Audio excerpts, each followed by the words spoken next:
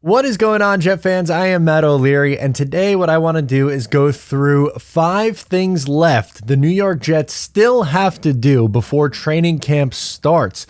Training camp starts up very, very soon, but there's still a few more things for the Jets to do. Remember, Matt O'Leary NY on social media. Make sure to follow along. And also, TalkingJets.com. Make sure to get yourself some tickets. All 3 of us are going, and by all 3 of us, I mean me, Ryan, and Greenbean, if you don't know, are going to Jets Chargers. Be sure to join us for the full experience.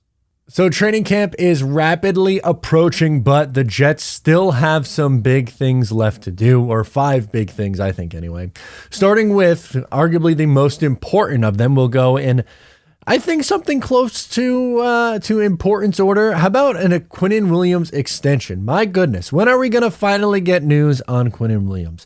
It would be really, really nice if the Jets are able to come to an agreement with their star, I'll say it again, star interior defensive lineman, a homegrown young talent that burst onto the scene in a big way in his 4th year in the NFL. He is due a new contract. He has 1 year remaining on his deal. It's his 5th year option, making about $9 million. An extension is appropriate for him after the season that he had, where he is, his age. It's not like he was an older prospect and is playing a position of lesser importance. This is a pass rusher, a premier pass rusher from the interior of the defensive line.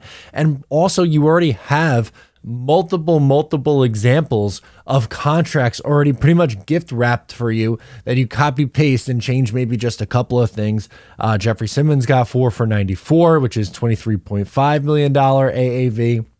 Payne got 4 for $90, and Dexter Lawrence of the New York Giants also got 4 for $90, which is $22.5 million. I think Quinn Williams comes in around $25 million per year, so we'll say 4 for $100 roughly, and obviously the guarantees is what's most important. You're looking at, who knows, maybe $65 million in guarantee, somewhere around that, maybe a tad on the higher side than that, but Quinn Williams has to get signed before training camp. I want no part of this carrying over into training camp. It's also important for the New York Jets to restructure Aaron Rodgers.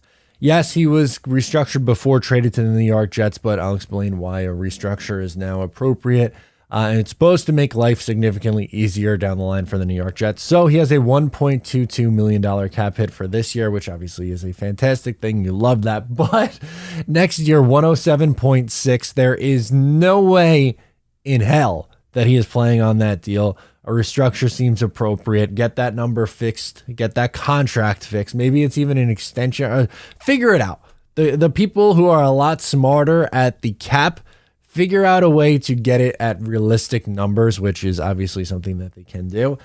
Right now, they have $23.2 million in cap space. We can get to in a little bit other things on this list where the Jets could create even more cap space. But restructuring Aaron Rodgers is something that's been hinted at for a really, really long time. Let's get his contract figured out too. Next on my list is signing Quan Alexander. Yes, I will continue to beat the drum for the New York Jets to bring back Quan Alexander at the linebacker spot. He would essentially serve as linebacker 3 in a rotation with CJ Mosley.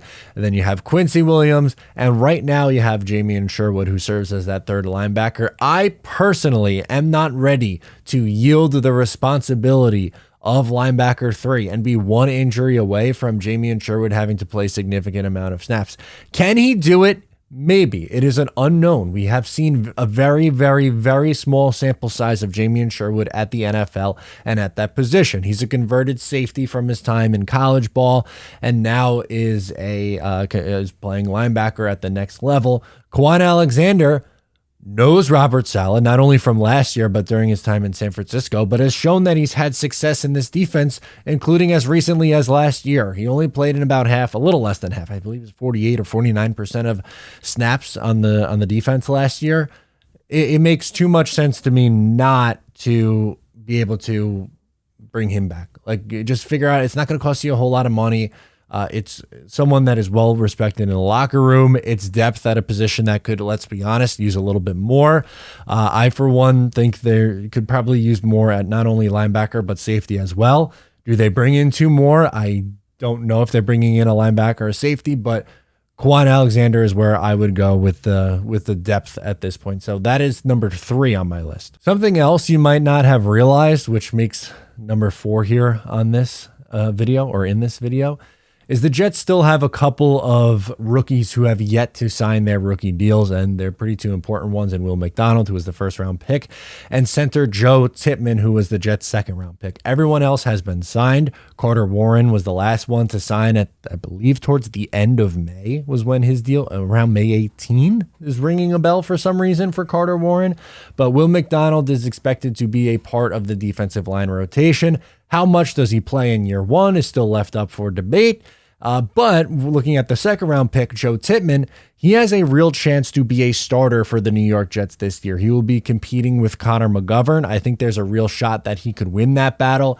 Yes, obviously Aaron Rodgers is a veteran, and one might assume, hey, he's going to want the veteran to snap him the ball. Maybe, but the Jets drafted Joe Tippmann as the first center off the board in the 2023 NFL draft. Would not shock me at all if he won that out. More importantly, get both these guys in camp. You need as much reps as humanly possible in your rookie season when you are young and making the transition from the college game to the pros. Get these guys done. There's no reason for them to be late. Sam Darnold was late, unfortunately. Zach Wilson was late, unfortunately. I don't want to ever have to hear the phrase. What was the big one that we were talking about? Remember offset language? Fun. So much fun. Oh my God, I don't want to hear offset language when you're talking about these guys. Get it done. Figure it out. Last but certainly not least, no, I'm not going to have signed Dalvin Cook, which is something that they could do, or signed DeAndre Hopkins, which is something that they could do. Instead, I will say restructure. They have a couple more guys who could be restructured. 2 that jump out as obvious candidates: CJ Mosley, he was restructured last year, could get it again this year, and Dwayne Brown. If the Jets were to restructure both those guys, those 2 veterans who are expected to be here and be a part of this team, they could free up an additional $17.76 million in cap space, which you may need after restructuring Aaron Rodgers, assuming that maybe his cap hit changes for this year, going up from $1 million, and then filling out your roster. And at that point, maybe that's when you can sign anyone. Pick a free agent out of a hat if you like. If you want Dalvin DeAndre, or maybe it's Ezekiel Elliott, or whoever else could potentially sign late in the Leonard Fournette, guys who are still, kicking. But yeah, to me, these are the 5 most important things left for the New York Jets to do before we get to training camp. Again, I am so excited for football to be coming back. I can't wait to be breaking down training camp in just a few weeks. We have the Hall of Fame game, which I'll be going to and having a great time out there with the Jet fans. But there's still a couple housekeeping things to do beforehand, and figured, hey, why not talk about them today? So sound off below. What do you think the Jets have to do before training camp starts? Once again, I am Matt O'Leary. I'll catch you next time.